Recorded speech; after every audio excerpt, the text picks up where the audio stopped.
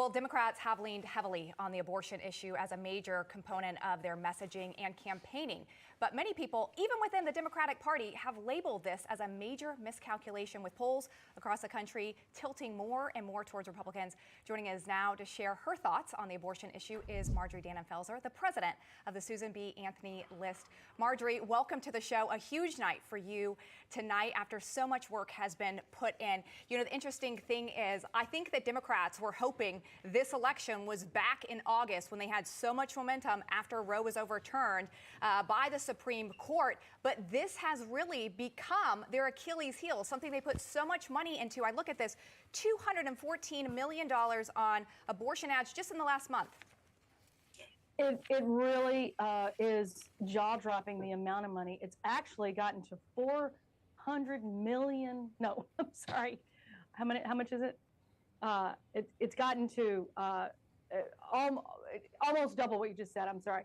And what they've done with that is run with an extreme position that is a gift of contrast to our Republican candidates all over the country, obviously, especially Senate and House candidates.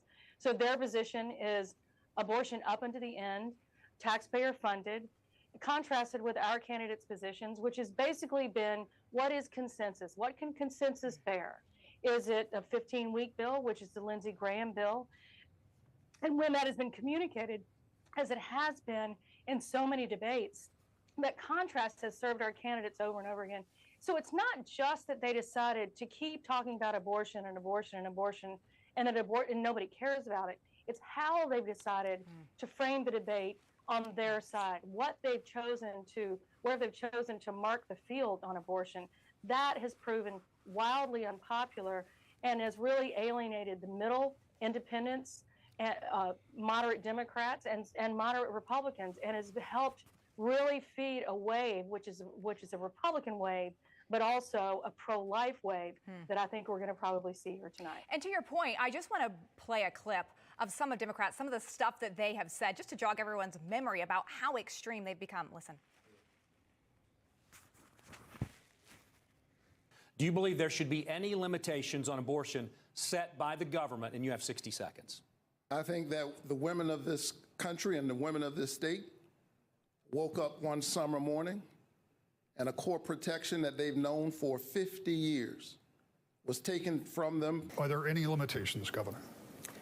Rick, my lawsuit would have preserved the status quo with the limitations that are on the books right now. Do you think there should be a federal law limiting, at the very least, late-term abortions that don't involve the health of the mother? I do not support a national abortion ban. They just cannot give an answer, Marjorie. And I think the fascinating thing is, and you mentioned this a bit, is that they tried to pin Republicans as the extremists on the abortion issue. You look at polling, most people want limits on abortion. And Roe did not allow a blanket availability on abortion up to 9 months, but they cannot give the answer. And I think that is why they ultimately lost. Yeah, it has been an enormous sea change and a gift to the Republican Party, to pro-life candidates. Because when they ask their opponents, is there one limit that you could name, they simply can't answer the question. When you, by definition, when you really look at it, pro-life and Republican candidates are in a really good position, moving in even to the presidential, which of course we're almost in that cycle now. And that is, our position is, where is consensus? How ambitious can we be for life? And we can only do that by building consensus on the federal level and on the state level. That, by definition, is going to be better. It's going to be more of a 70% issue, a 60% issue, compared to the 10% issue that the Democratic Party said is the only acceptable place for them to be. Yeah. The Democratic Party is either going to have to adjust or bend, but if they stay there, they're going to keep seeing elections like this one tonight.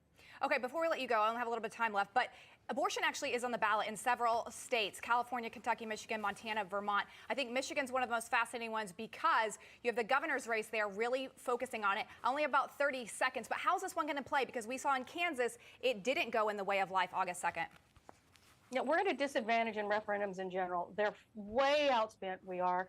We're in way better situation when we have candidates on both sides that are natural advocates. It's very hard to overcome the spending disadvantage because the money can buy obfuscation of the issue. The money can buy misinterpretation of what it is in the voters' minds. They think they're voting on banning abortion, and so they say no.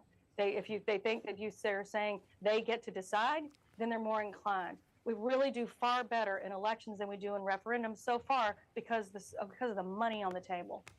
All right. Marjorie Dannenfelser, always good to see you. Thanks for being with us tonight, and look forward to having you back tomorrow in the coming days.